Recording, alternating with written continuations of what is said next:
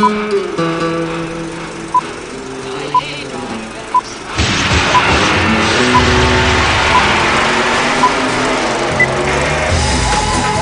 to the Reviews Without Remorse podcast with Joe and Dave. Be warned, the discussions in this podcast will contain detailed spoilers. For spoiler-free reviews of newly released films, please check out our channel Reviews Without Remorse on YouTube and VidMe. Enter at your own risk and enjoy the show. And welcome to the podcast that sets the house on fire, only to reset when the story begins again. I am the child of art consumed by those who love it, also known as David, and with me is the poet who craves adoration, Joe. Absolutely. Love it. This is episode 49, and in this show we will discuss the Oscar nominations are out. Listen in as Joe and I collectively roll our eyes. The Razzie nominations are out. Listen in as Joe and I collectively laugh and point fingers at the deserving nominees. And lastly, take a disturbing walk with us into the mind of Darren Aronofsky as we discuss Mother.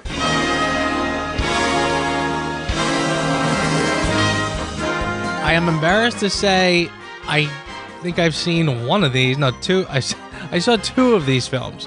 I just finished doing my top 10 for 2017, and all of a sudden these come out, and I'm like, wow, I almost saw none of these. I'm just going to come out and say it. Logan! Where the hell is Logan? I said the same thing. I really did. It did get, it did get one nomination. It got nominated for Best Adapted Story. I was happy about that. Sure, one single Oscar nomination. I swear to God, if we live in a world where there's a Suicide Squad movie that sucked balls, and if you want to believe that out, go for it, that has won an Oscar, but a Logan movie is not? And where the hell is Wind River? Yeah, right? This committee has got pretty selective memory. A lot of these films came out in the last month. I mean, a ton of these did. Right. So, I don't know. You come out early in the year and they kind of forget you. I look at this list, and, you know, there are some amazing actors and actresses that are nominated, and, you know, sure, they probably earned their nomination. I'm actually quite surprised that Daniel Kaluuya, I'm sorry if I'm massacring your name, sir, not like you're listening to my show, so what do you care, from Get Out, I was kind of pleased to see that he got actor in a lead role, and everybody else is like, yeah, paint by number.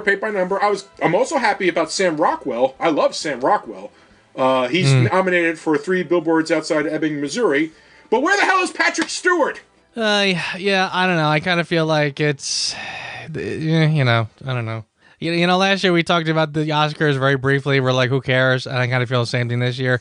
I mean, I see some good movies on there. I see some good things on there. Should I just say it? Get Out was good. Was it really that good? I don't want to be the guy. I don't want to be the turn to punch ball. Everybody likes it. Everybody thinks this is great. I thought it was really, really good, really original, really smart, funny. But Best Picture? I'm not completely convinced about that myself, as much as I enjoyed it, and it made my top 10 list and everything like that. But whatever, you know, that's just, you know, you want to say it's a politically correct move to do? I could buy that for $1. I don't know. I mean, yeah, they 12 Years a Slave, you know, that's going to be the runaway winner, you know, whatever. But that to me is like an Oscar-type film. Yeah. This one, I don't know. I mean, like seriously, 12 Days a Slave. That was, I believe that won Best Picture. That's a very intense, very, you know, that's a very hard movie to sit through. It's, I mean, a lot of incredible performances in that film. Right. So, you know, and then I put Get Out next to it. And I'm like, Get Out to me is a fun little movie. It's clever and it's fun.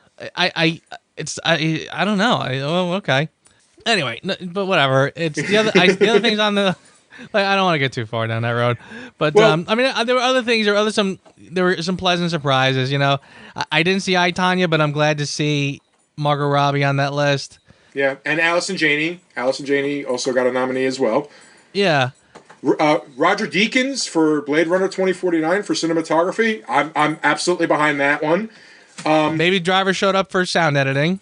For film editing, yes, and it better for film editing and sound editing. All right, yep, that absolutely positively does deserve not only the nominee but probably a little more. Mm-hmm. Yeah, and the rest isn't much to note about. But there is, I do have to do this. I'm I'm not apologizing, and I apologize if it sounds like I'm apologizing, so I guess that's my version of a sorry, not sorry. But I'm just going to come out and say it. How in God's green earth, how is it in this day and age? Why the hell is Boss Baby nominated for Best Animated Feature, but Lego Batman Movie is not? I saw that too. Yeah. Oh my God. Really? You're right. Boss Baby. What in the hell? And yes, I'm watching Scrubs, so I sound a little like Dr. Cox. Sorry about that. Yeah, no, you're right. That to me was a punch in the nuts. You know, the rest I can almost see. Coco, I can absolutely see. I've heard amazing things about that. Same with Red Weather. Same with Loving Vincent. Do you know what Loving Vincent is? Have you heard about it? Yes, I've so dying to see that. Yeah, is a frickin' oil painting, and that alone, yes, you absolutely positively deserves a frickin' nomination. But Agreed. Ferdinand, Boss Baby, what? I agree with you. How yeah, somebody's got a gripe with the people who do the Lego movies. I don't know. I guess, man, because that's just just That's ridiculous. Every year we look at the Oscars, and every year we say to ourselves, why do we look at the Oscars? Yeah. But, on a more positive note, let's talk about the Razzies. Welcome to the Razzie Toxic Waste Management Center and the 38th Razzie nominee. I'm just gonna say it. I'm not really impressed with anything over there this year, by the way. And incidentally, ironically enough, the show that we're going to discuss today, Mother, shows up on the Razzies a few times, which honestly just blew my mind. And I'll just say it. You know, the Razzies, when you watch them, they do not like anything that they consider right wing. And I think if it's religious, like if Kirk Cameron does a movie, it's gonna get a Razzie. But well, in their defense, Kirk Cameron is a terrible actor, but that's beside the point. Right. I mean, I'm not sure. I'm not going to defend Kirk Cameron by any stretch. But you sort of like anything that has a religious undertone, they always throw up there. Mother shows up there. I don't find that to be it's a religious film, but I don't find that to be the kind of film that religious people would necessarily applaud and like.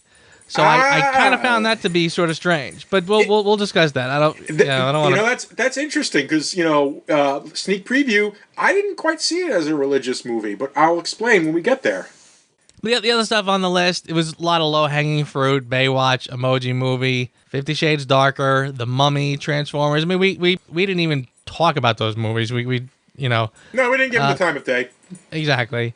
So I don't really get why. Whatever. So, but some of them are. I kind of like them when they're funny. I like them when they're funny, when they sort of poke at something that was just a little too cheesy, like something that was successful, but it was just so kind of cheesy that it should get knocked off its perch a little bit. But I mean, like seriously, worst. Well, okay, here's one. Worst actress: Tyler Perry, Boo 2, A Medea Halloween. That's low hanging fruit. But at least it's funny. There's a little irony in that. Yeah. You know, the 50 Shades movies make a lot of money at the frickin' box office. Well, there you go. I guess. I'm not defending it. I'm just pointing it out. No, you're right. So, I mean, a lot of these made decent money. So, whatever. They actually put Darren Aronofsky nominated for Worst Director for Mother. That to me is mind-boggling. Why would you say that? Well, we know where you're landing on this. But, okay. Even if you don't like this movie, you can't look at this and say that is a poorly directed film. No one can say that. What? You know what? Any complaints I have about this movie will not be about the cinematography, and it will not be about the directing. Well, anyway, there's the Razzies. Yay, Razzies. We spend all our time here. I want to make a paradise. She redid all of it, every last detail. And she breathed life back into every room. Are you happy? I love you. A couple's relationship is tested when uninvited guests arrive at their house, disrupting their tranquil existence. Written and directed by Darren Aronofsky, Mother.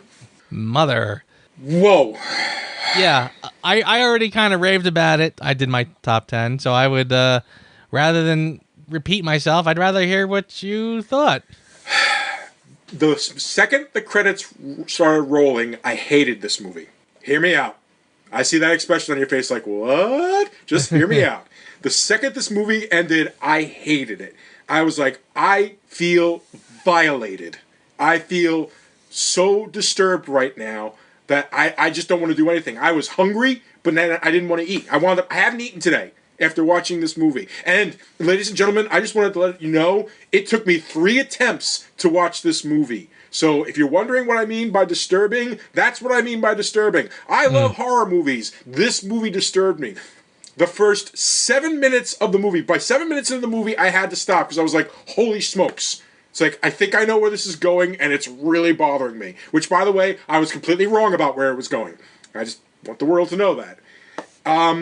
And then I sat and I thought about it, and I texted Joe like immediately after I was done, and I didn't give any hints away or anything like that. And then I sat sitting there and I started thinking about it, and then the light bulb hit. And then I was like, holy shoot. And I started thinking about the movie more and more, and I was just like, wow. So let me give you my take on this movie. There's probably going to be 100,000 different interpretations you could take from this movie, but this is what I took, okay? This movie is about the artist finding his muse to create his work, having that work then taken by the masses, beaten down and destroyed, and then set in his heart as something special, and then he moves on to his next piece of work. And when I saw it that way, I was like, that's freaking brilliant. Okay. That's, as like I said, there's a million interpretations. You probably took it the other way. But I want you to think about this for a minute. The movie opens with Javier Bardem's character, the poet, putting this exquisitely looking piece of glass on like a little altar. And it kind of just seems to bring the household to life when he does that. And up wakes Jennifer Lawrence. And there's the movie's progression as it goes along. He brings people into the house. It scares her. I saw this once I made the connection. I saw this as the artist. The shard is the representation of the muse that helped the artist to create their work, and it's still precious to them. It's still important to them, and part of the process of creating your next work is living, trying to breathe in life, trying to find things, trying to find the voice that comes to you. And Jennifer Lawrence, I believe, represented the muse for the poet, and the two of them, made a baby, and that baby is the story that he wrote, and then people came from all around praising him for his work, and then the crazies came out, started talking about how the work changed their life, tearing the work down, literally consuming it at one point, which, there you go. You want to talk about the most disturbing things I've ever seen in a movie? I've seen guys' penises get chopped off in movies, and that was much more disturbing than that. Consuming it until finally it just all gets burned away down to its precious element, its love, its unrequited love for the artist who preserves the heart as that little crystalline thing, and then starts again with his next work. That's how I saw it. And when I saw it that way, to me, it was freaking brilliant. And I found myself thinking about it more and more and just loving it more and more. I did. I loved it, dude. I once I really sat and thought about it, I know your interpretation is probably much radically different than mine, but that's just how I kind of saw it. And I like that. And I tell you, it's funny because one of the I read a criticism of this somewhere where somebody had said something like how this does not work as an allegory because a successful allegory will also operate on a separate level than the one that is the most obvious version. And it's funny because you already came up with a radically different version than what I came up with. Now, my interpretation, I should say this, discussing this film to me is like just discussing a work of art. A pure discussion of a work of art in which there are multiple interpretations of it, and frankly, I don't find any of them to be wrong. There is a central message and a central theme that this story tells, but I also believe it incorporates so many other... What's the word I'm looking for? The title of the film is perfect. It is absolutely positively about motherhood. I think it's about the female. It's essentially about the human condition, but specifically, I really feel like it gets into the male and female condition respectively. And it really is an exploration in what makes the two sexes tick. But that is just sort of one level of this. The other level that we'll get into, I think this is very much about the Bible. It is about it is the story of the Christian Bible, essentially.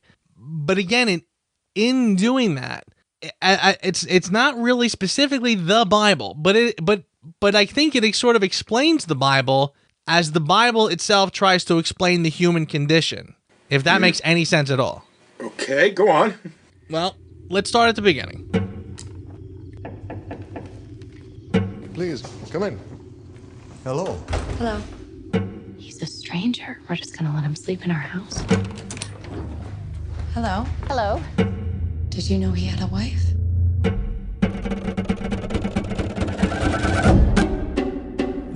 And by the way, spoilers, obviously. I mean, right. I mean, if you haven't seen it, please see this. Again, I also want to say that it's not for the weak-hearted. This movie will punch you in the belly. Several times. Yeah.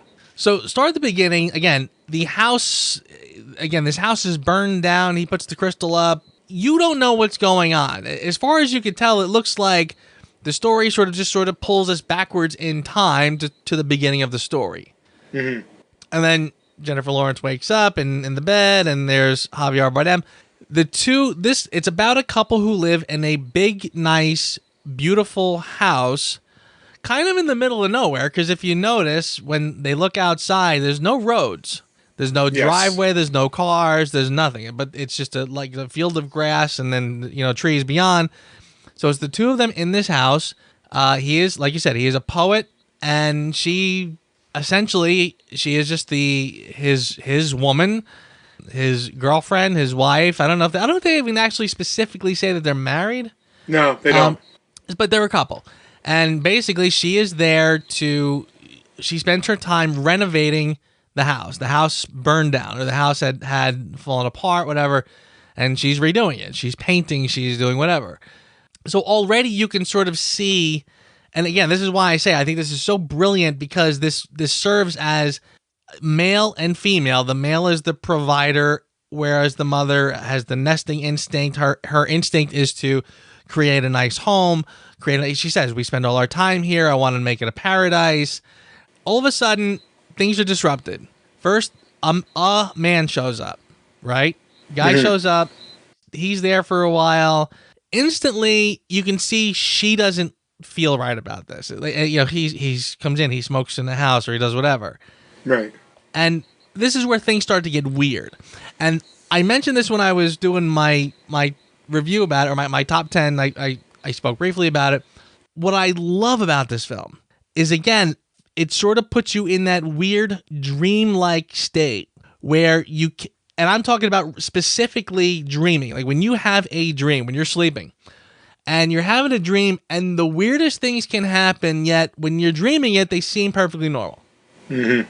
This film touches on that, where things start to happen that are odd or just don't feel right for some reason, but nothing that you would say, like nothing that breaks the wall of reality. Mm-hmm. Just odd things would happen.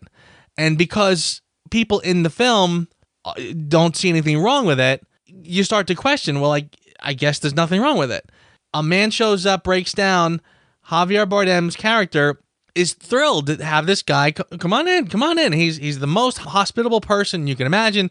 Come on in. He's giving him drinks and sit down, and his car broke down, or he was looking for a bed and breakfast. He needs a place to stay. We'll stay here. And of course she's like, we don't know who this guy is. You're gonna put him up in our house? And he's like, but he has no place to go. How could I not? So again, you're already kind of getting into this, what she's saying makes perfect sense. And common sense would say, no, you can't have a strange person in the house. But he's like, and then when he says it, the way he says it, it sort of makes sense. So you're like, all right. But then of course, now here's where I'm going to tell you why I think this is very much about the Bible. Fast forward, all of a sudden she's upstairs, but then she hears that they're in the bathroom. The guy who shows up, who's played by Ed Harris, he for some reason now is throwing up in the toilet, and Javier Bardem is helping him, right? And she's like, what's going on? What happened? And he's like, he just had too much to drink. Don't worry about it, whatever. And if you watch his hand, he quickly covers up a wound on his side. Oh my God, Adam's ribs. That's what you're going with, aren't you? Yes, sir. Absolutely. Interesting. Absolutely. Because then, the next day, Michelle Pfeiffer shows up. I never mentioned it before. The two brothers fighting. The younger kills the older. All right. I'm with you. All right, but so go with this. Wow. Now Michelle Pfeiffer shows up, and instantly too. Now, but here's the thing too. And I think this is all elements of the Bible, but again, elements. Like, it's not a literal translation. And I think when you look at it, Jennifer Lawrence's character is really Mother Nature, or Earth. You could say she's Earth, or Mother Earth, Mother Nature, right? She's the provider. She provided and created this space. And I think what this film is telling us, again, now notice how when people come in, they're incredibly presumptuous. Right. Like they walk in with this sort of sense of entitlement, and she's like, "What are you doing? You can't do that. You can't do this or whatever." And it's like at one point, Michelle Pfeiffer just says, "All right, I got to do laundry." It's like, laundry, and she goes in and starts throwing the stuff out, the wet stuff on the floor. Yes. Yeah. Again, you're like, really? Like any normal person? Like, what are you, out of your mind? But again, they walk around with this sort of sense of entitlement. Now, of course, then there's a part where they go upstairs and they break the crystal. And it's the first time he erupts, like he's fuming, he's angry, and he screams. What have you done? I'm so sorry. We're both sorry. I was telling her the story. It just fell out of my hand. We'll search and find We can another pay one. for I a promise. new one. Quiet! And it really takes her by surprise. Like, I don't think she's ever heard him yell before. The apple. It's the freaking apple. It's the apple. There you go. Now, and again, she starts to throw them out. She's like, "I think you need to go," and Michelle Pfeiffer just sort of rolls her eyes. Yeah, okay, whatever. But then she says to him, she goes, "They're gonna go. I want them to go." And he just goes, "Where?" Like he just goes, "Where are they supposed to go?" As if we're stuck with them. And that's part of what I said before about that. That's that weird dreamness where like he's now saying something that I guess to him is perfectly logical, but to her she's like, what does that mean? But again, so you're starting to see how this goes. This later on when the two sons come, right? And there's a great part where there's a terrific moment where the sons come in and they start fighting. Right. And she's like, and I'm not even talking about when it gets out of hand, but just the first they're yelling, screaming, and they're starting to push and shove or whatever. And Jennifer Lawrence is just like she's kind of overwhelmed. She doesn't know what to do. And she looks up, and there's Javier Bardem way up at the top, looking down. Right. Yeah. That was, dude. Now that I'm getting the connection, I'm seeing it more and more. Yeah. I'm absolutely seeing it more and more. And man, Jesus, that's a bit of a mind bender. Yeah. So, and by the way, again, ladies and gentlemen, Joe and I were both, brought up good Catholic schoolboys, so that's part of the reason why we could both see this as well. But please, continue. Don't let me stop you. One of the things I want to say is that one of the reasons why I think this is so brilliant, too, is because, again, even though it works, like, when you sort of pick up on this, and it works perfectly well, and this, again, will carry throughout the film, I think it also just works as a plain old, like, when the two sons fight, and again, just like Cain and Abel, one, he busts one over the head, he kills him, runs off, and they go running off to the hospital or whatever, and then she's left alone. And when Javier Bardem comes back, right, of course he comes back, and he's like, oh my God, that was terrible, and the two just go to bed. Like, the day is finally over. Then, now this is where I think it really starts to get interesting. Sound asleep. All of a sudden, she wakes up. Jennifer Lawrence wakes up, and I keep saying Jennifer Lawrence because she really doesn't have a name. The mother, whatever. IMDb lists their names as Javier Bardem is referred to as him, and she's just referred to as mother. There you go. So she wakes up because she hears something downstairs. She wakes up, she looks down, and there are people walking in. Mm-hmm. And as she goes back into the room to wake him up to say, "Hey, something's going on," he's already getting dressed, and she's like, "What's going on?" He goes, "Oh, I told them they can come back here because they needed a place to go." And Jennifer Lawrence is like, "Gee, like what the hell is with this guy? Like, why is he so ridiculously accommodating?"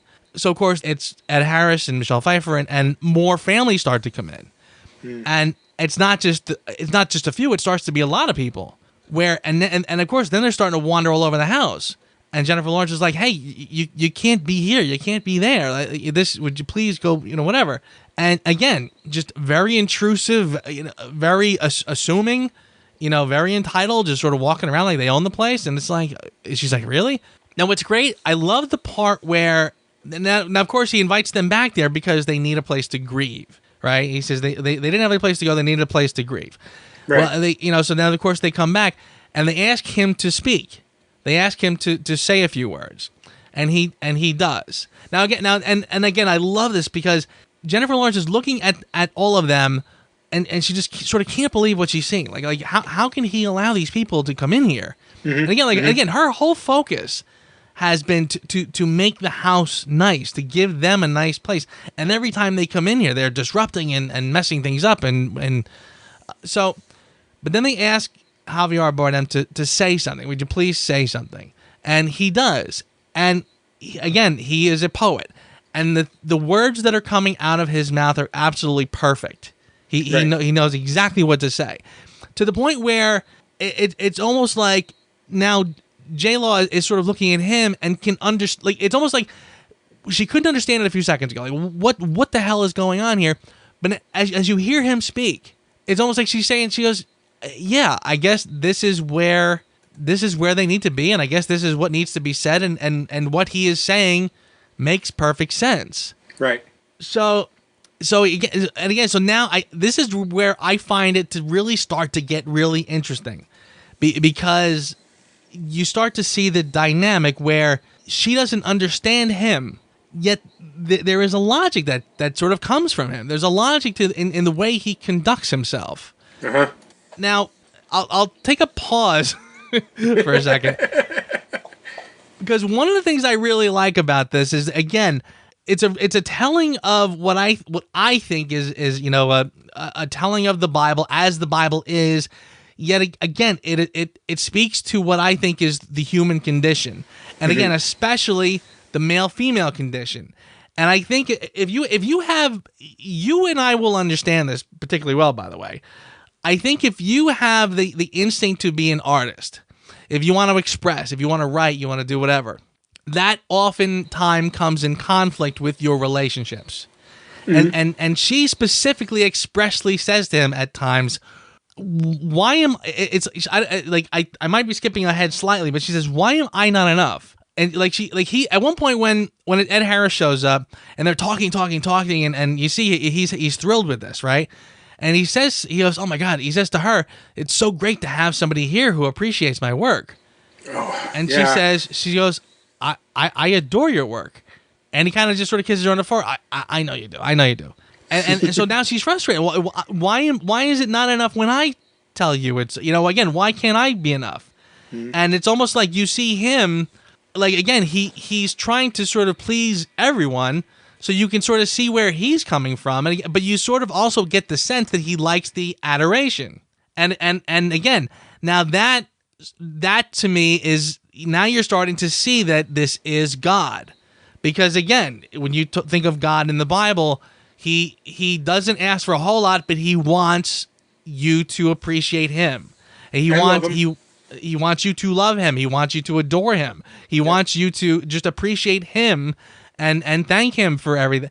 And again, it's when you see it sort of played out in this allegorical way, where you see it played out as a human being sort of expressing these things, you can sort of see it. And this is also why I said, by the way, I don't know that this is I don't know that this is meant to be a flattering interpretation of the Bible either. No, I don't think it is. It's brutal, and it's still very judgmental to the people of Earth. Because, I mean, look what happens. Look what happens when God opens his door. You got robberies, you've got sex slaves, you've got, tearing the place up. I mean, there's like an indictment on war, on crime, on adulation, on sex trafficking, all within like a 30-minute frickin' montage. An amazing montage, by the way, that happens in the last 30 minutes of the movie. Right. Oh, and by the way, I'm on board with this because now I'm remembering as he's carrying her burnt up body upstairs, and she asks him, "Who are you?" His response, "I am I." Well, that's God's freaking calling card right there. Pretty much, right? and again, I love that answer. He says, she goes, "Why? The thing that kills me is why was I not enough?" And he basically said, "Don't take it personally.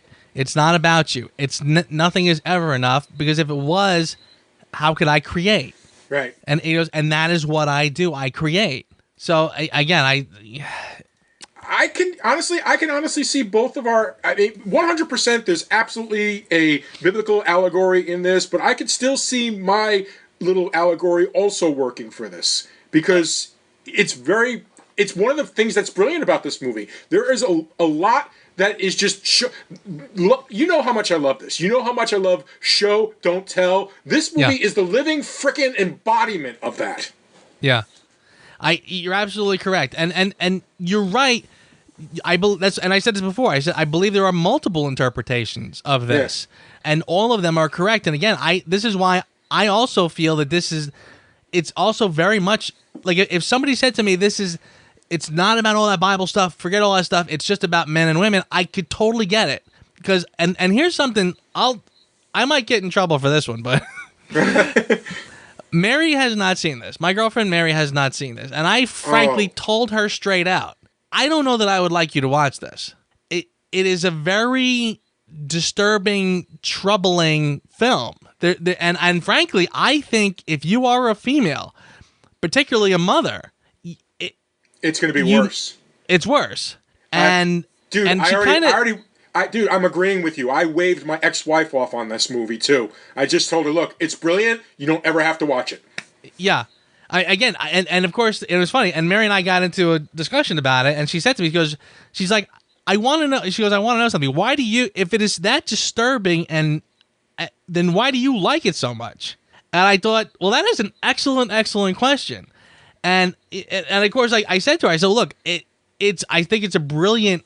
I mean, The Godfather is violent and is still a brilliant film. There are people who I would say this is not your cup of tea because it is very violent.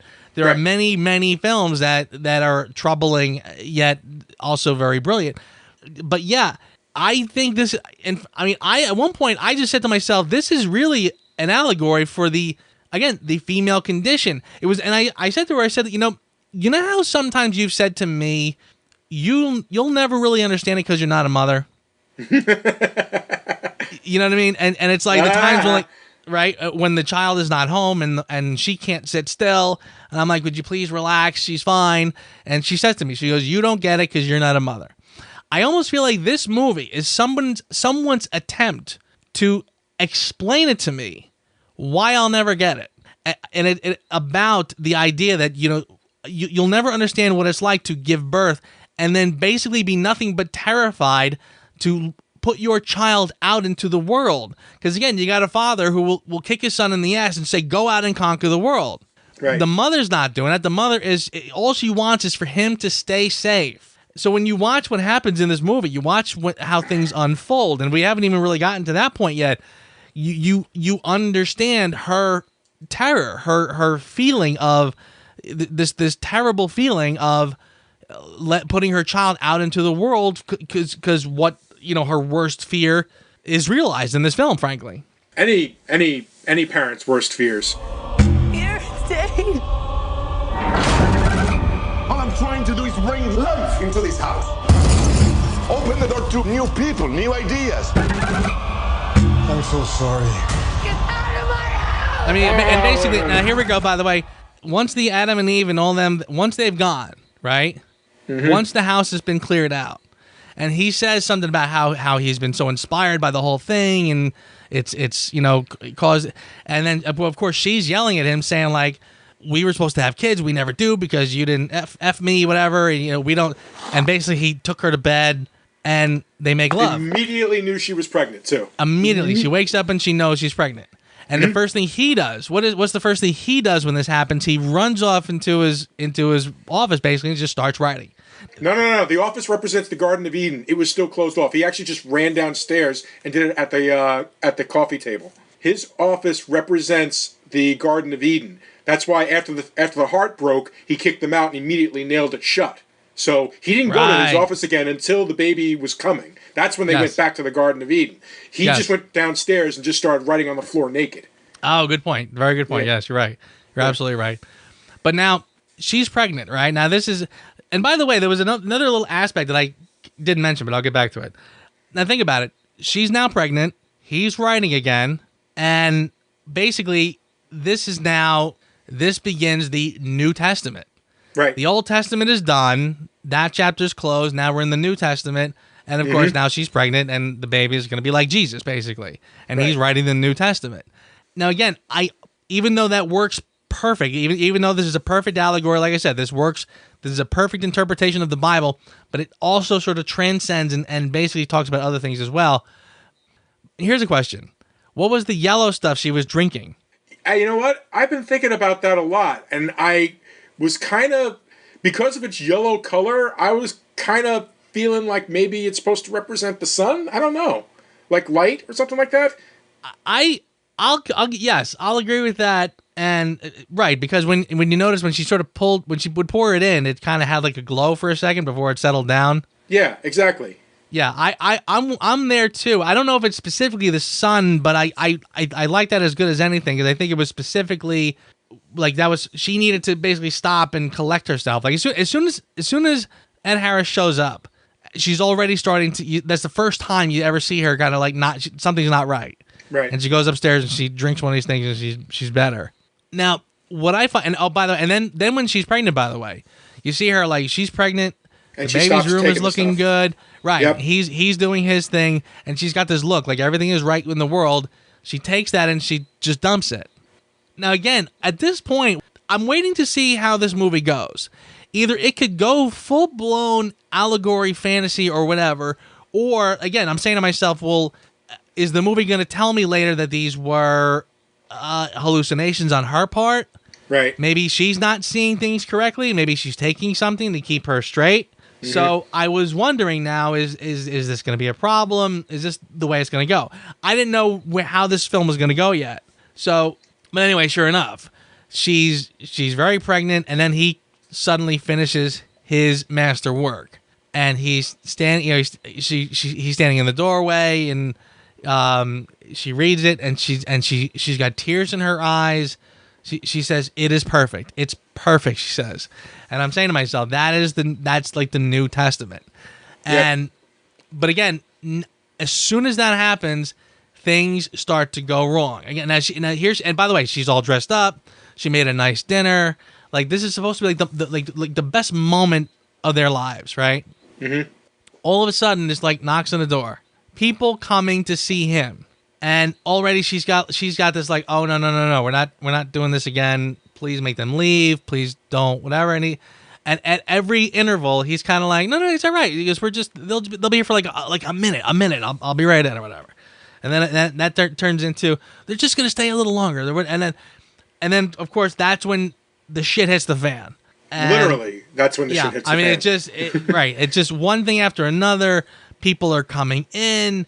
They're starting to set up what initially looks like a book signing. He's going to sit there and sign books. Mm-hmm. Now they've got pictures of him, and people are starting to take things and steal things, and people are all over the house, and just hell breaks loose. Again, people ripping things from the walls now. It's just, what are you doing? I need proof that I was here, or whatever. I need this was his. I got to take this, whatever. They're like now this infatuation with him that these people have is starting to get like just lunatic level. Now again, and this is why I say I don't know that this is a flattering interpretation of the Bible. So it's not. I mean, it's if you think about it, because God is if Javier Bardem is God in this allegory, he's kind of an aloof son of a bitch. You know, like, oh, no problem. You know, what are we gonna do? How is this gonna happen? And Mother Earth is like a worry ward, and everybody acts like jerks. Everybody else acts like jerks. Right. Which is as condemnation of humanity as you're ever gonna get. I mean, it literally is. Humanity grows, expands, destroys, humiliates, rapes, kills. I mean, it was God, that sequence was just, it's one of those sequences. Awful. If you're a film fan, you have to watch this movie. I'm not saying you ever have to watch it again, but you have to watch this movie just for starting from the moment when she's in her nice dress, she's just pulled the cake out of the oven, starting from that moment until the last shot of the flick is got to be the most heart-wrenching roller coaster ride that I have ever been on in my life. I was literally sitting there saying to myself, I don't know what's going to happen next. This has just gone off the rails. And yet, it's like a controlled dive. You know what I'm saying? Like, this isn't one of those things like, hey, let's just throw this in here. Hey, let's just throw that in there. Here, it wasn't like that. It was weaving a web. It was just moving at exactly every single. You are not. This is gonna sound gatekeeping and arrogant, but I'm sorry. You don't get to call yourself a film fan if you watch this scene and say to yourself, "Oh, that's just random stuff, just to disturb." No, not true. There was a thread there going all the way through, which brought it to the extremely disturbing ending, exactly the way it should have happened. I completely agree with everything that you just said. I want to go back to something you said. You said, she's the worry ward, and he seems kind of aloof. And he is. However, I still go back to what I was saying before, that there's still sort of a logic to what he says that it gets hard to argue with. And now, and this is basically gonna push your, like, again, if you're watching this as somebody who like is believes in Christian beliefs, right? Mm-hmm. When everything hell breaks loose or whatever, like, I'm trying to remember. All right, I'm trying to get the order correct. I want to remember exactly when he says this. I think it's after. Now, by the way, she has the baby, right? She has the baby, and he's in the room with her when she has the baby, and he's pushing people out. And he seems like he's taking control again. Right. And then finally she has the baby. And by the way, now again, notice when she has when the cramps happen, like the way the background, the whole earth starts to shake. Yeah. It kind of, like, she's perfectly in focus and everything kind of just goes out of focus and vibrates. Yeah. Yes. And I mean, I was honestly at the point, again, I'm still sort of at the point where I'm saying to myself, I don't know if what I'm supposed to be seeing is reality, or if she's hallucinating this. Is she dreaming this? Again, I'm not sure what this is yet. So at that point, when she was starting to do that, when she was starting to have the cramps and the whole earth is starting to vibrate, I honestly thought for a second, I said, you know what? If she wakes up in a hospital bed and all this stuff was sort of a dream, I wouldn't be that surprised. I'll be disappointed, but I could see that I could still see that as a possibility at this point. Mm. But that's not what happens. She gives birth. He's there they're upstairs in the bedroom, and they're in the Garden of Eden. He broke into the office and pushed them into the Garden of Eden. His personal office. Yeah. Go ahead. Okay. So right now she has the baby. Everything seems okay, right? And everything is quiet. The whole house is now quiet. It had gotten just so chaotic and ridiculous, and everything was, the whole upheaval has just happened. But now it's quiet. And so she's had the baby. They're sitting there. He's admiring and whatever. And she says, "What? Why? What are they doing out there?" And he says, "They're waiting." And it's like, and she says it again. Can you make them leave? And he's like, "Huh? What?" First he kind of doesn't even really answer. And then she says, please make them leave. Please make them leave." And then he just says, "I don't want them to leave." Like, he says it. He finally just comes out and says, "I don't want them to leave." He likes that they adore him. So then now suddenly he says, "Give me the baby." She says, "No." He says, "Give me my baby. I want to see my baby." He says, "No," because she knows what he's gonna do. Yeah. Like, she already knows. And he says, "I want to see my baby," and she's put no.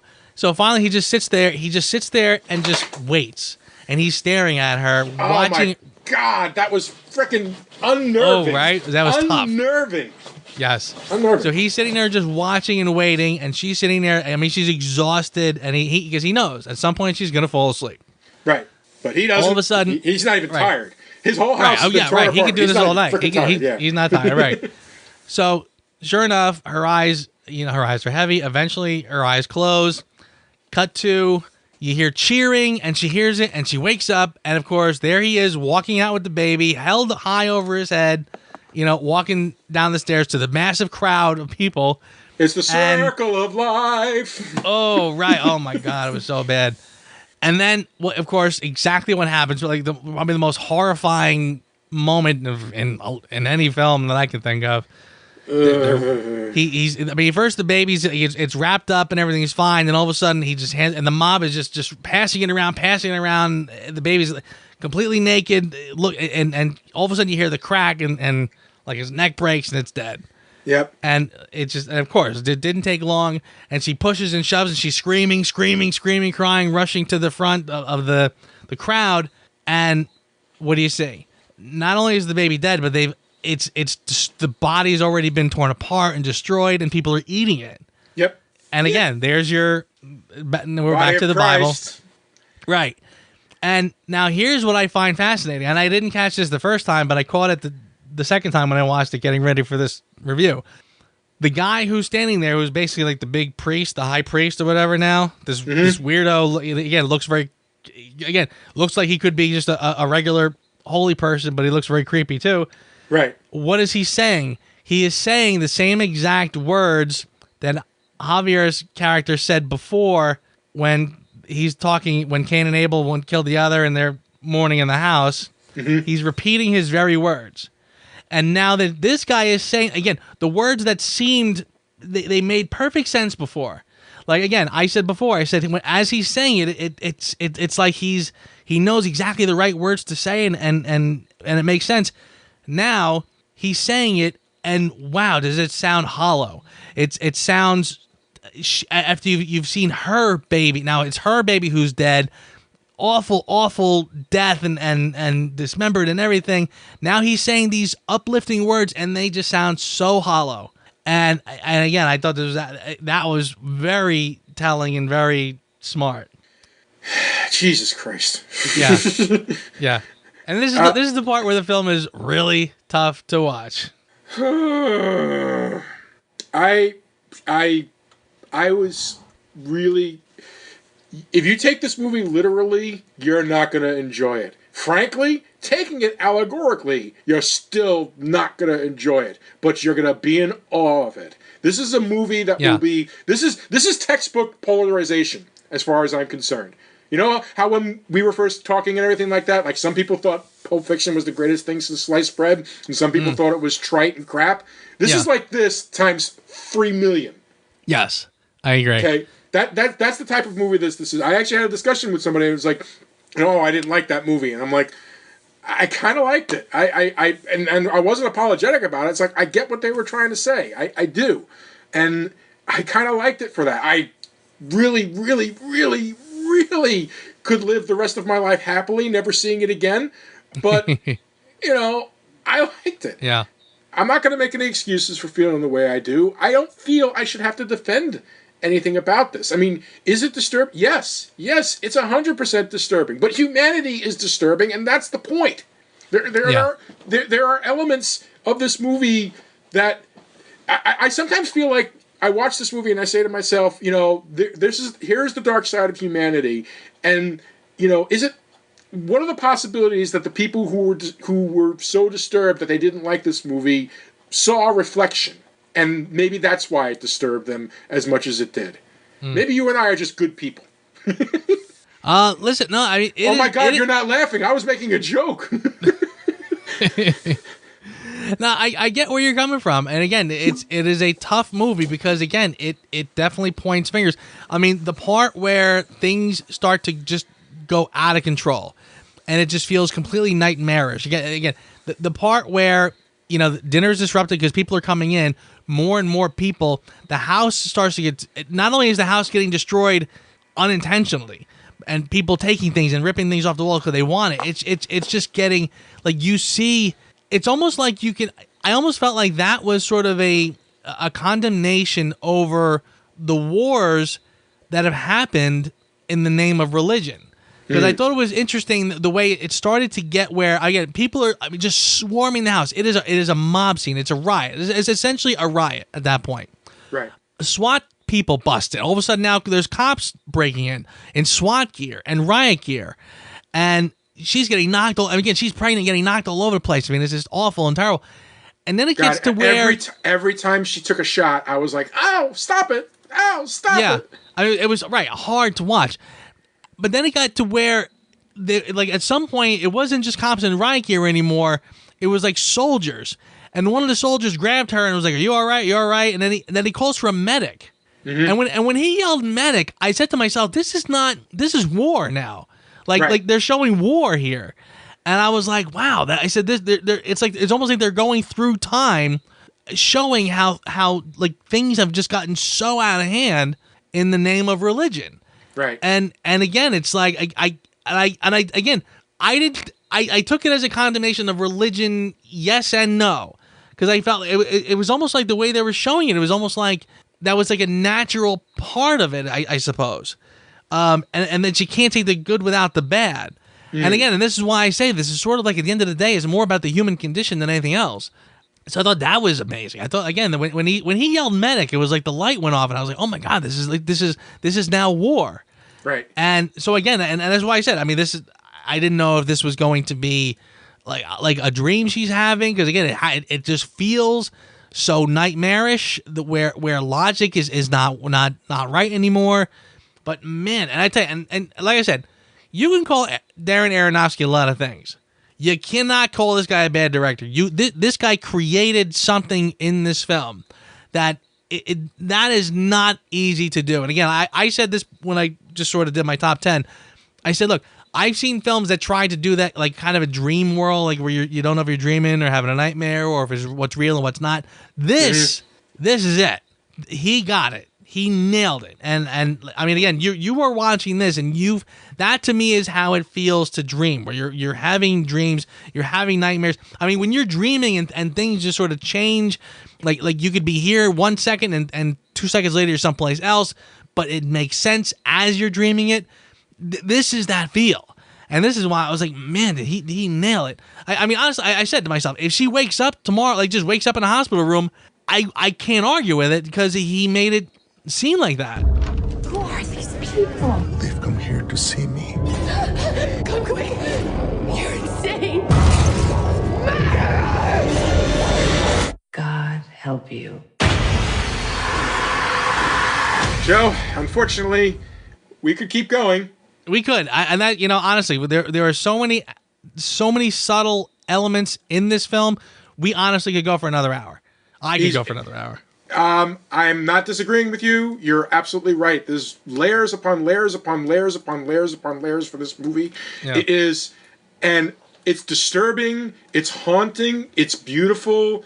I really can't say anything more about it. I mean, I could say plenty more about it, but as far as I'm concerned, this is something that has been criminally overlooked and will wind up being one of those things that 10 years from now will be recognized for the brilliance that it is, as far as I'm concerned.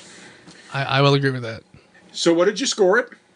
I got to score it a 10. I honestly, like I said, to me, this is a movie that is absolutely flawless in its storytelling. It's not going to be everyone's cup of tea, but as far as a pure work of art goes, as far as Darren Aronofsky trying to tell a story, and like I said, I interpret this as, I mean, again, it's using the Bible to tell a story, but again, I find this to be a story about people, about the human condition, about the differences between men and women. Mm-hmm. And frankly, like I said before, I said like if a movie, if I feel that a movie can explain to me the terror that can go with motherhood, and I'm specifically gonna say motherhood, because I parenthood is fair, but I think I really think it's more about motherhood. It's about that female condition. I mean, again, I feel like if all those finger wavings I got from, you don't understand because you're not a mother, this movie explained it. You know what I'm saying? I mean, and that's something else. I mean, that Aronofsky, he tells his story exactly right, and there's nothing I can honestly look at and say I'd have done that differently, or I didn't understand that, or this doesn't make sense. All of it. I mean, even the crack in the floor that's bleeding. You know what I'm saying? And after at some point, it starts to look like a female part, and you, when they're lifting the rug up to take a picture with it, you feel uncomfortable because you're like, no, get out of there, get out. That's not, everything in here is spot on perfect, and like I said, to me it is absolutely a work of art, and I have to marvel at this guy's work. It's Aronofsky is one of the most brilliant directors we have working today, and I really don't think he gets enough praise for the things that he does. Everybody talks about Requiem for a Dream, but man, they don't talk about The Fountain, and they certainly are not going to talk about this. Not for a while. I mean, I really feel like this guy isn't going to get his day in court until they're posting his obituary. And then somebody will finally realize, you know what? This guy was freaking brilliant. I gave it a 9. And I have only one reason why it's not a 10. And it literally is because this movie is 100% not for anyone, and I'll explain a tiny bit further when we get to Who Asked You. Because I always say to myself, if I don't have a Who Asked You and I'm on a 9, it's a 10. Yeah. So, but I came up with something, and it is such a silly piece of something, but it's still my piece of something. Yeah. And well, you might as well just get right into it, because, I mean, my Who Asked You, I gave it a 10, so I got nothing. So you might as well just jump right into yours. Okay. I love movies. I love movies. And in fact, I've rediscovered my love of movies since you and I have started doing this podcast.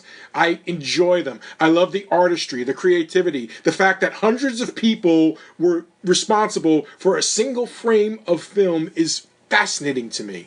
And when you have a film that like pushes the boundaries of what film can be, we like the Marvel movies, but let's face it, they're fun. They're thrill rides. They're they're not really meant to be more than what we're seeing on the screen. Yeah, you can put a little depth in there, and they have managed to put in the depth. But like you put Marvel depth and you put Mother, and like the difference is just huge. This is depth. This is depth meets depth. Goes on a date with depth, has a baby with depth, and then unfortunately kills that baby with depth. That's how freaking deep this damn movie goes. Yeah.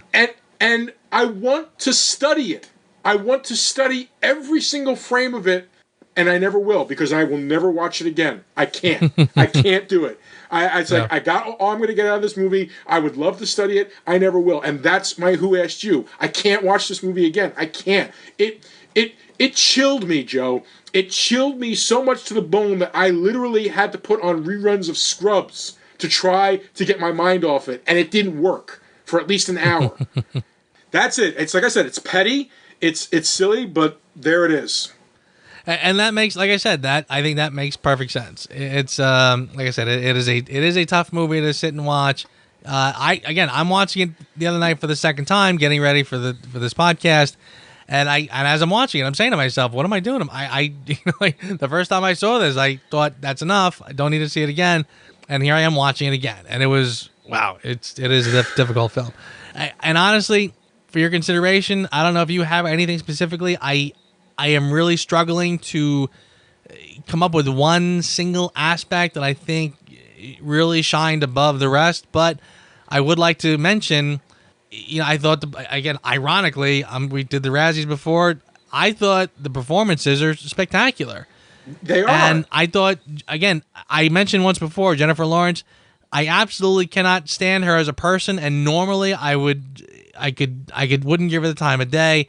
She really is the most pretentious actress in Hollywood these days. If you put your phone down, you'd know that. However, I think she was perfect in this role. She really did have the vulnerability that it required. She is, you sort of side with her the entire time. She is the voice of logic, while he is sort of the voice of something else that is, again, I started to say this before.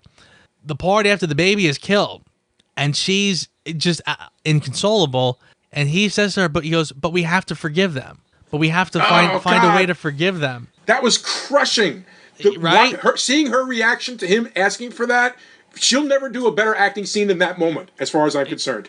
Seriously. I mean, again, like it's like, and it was brilliant because, and he was perfect in that part as well, by the way. I can't imagine anybody else playing that part better than him. I thought he was absolutely amazing because, again, when he was saying these things, like I said, when he was giving the eulogy, when he was saying these words, they were like the perfect things to say. It made perfect sense coming from him. So again, as things are just getting so ridiculously out of hand, and he's kind of running with it like it makes perfect sense, and she's looking at it going like, "Are you kidding?" And then that to me, on a Christian level, I mean that is essentially the essence of Christianity, is you have to forgive for what has happened, and no matter how bad it is.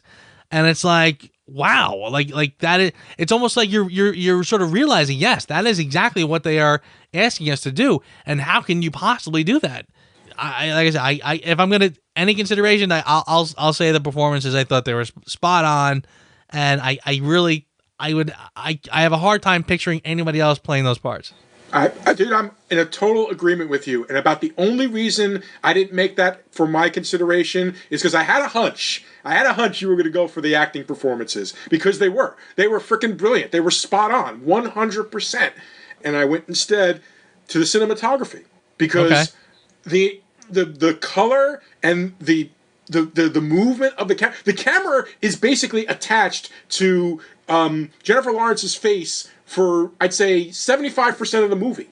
It's just shots of her face. So right there, that's going to help with her acting. But the fact that the camera also captures all the little things without being too overt about it. The fact that it just, oh my God, the lighting and the coloring, it was just so warm and friendly, and the color starts muting out as the movie goes, and then the big chaos scene. I mean, the big chaos scene that happens, which, by the way, I read an article where Aronofsky said that's what the exclamation point in Mother is for. That's for that scene. Okay.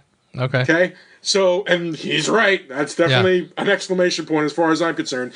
Yeah. That entire sequence of events not only is brilliant directing, and of course, as far as I'm concerned, if you're the writer and the director of a movie, I'm never going to give you for your consideration if I give you high marks, because you've already gotten the high marks. Yeah. But the cinematography, Jesus.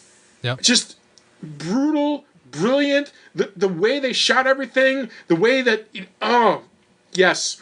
And I am, as much as I'm happy about Roger Deakins getting a nomination for Blade Runner, I feel it's criminal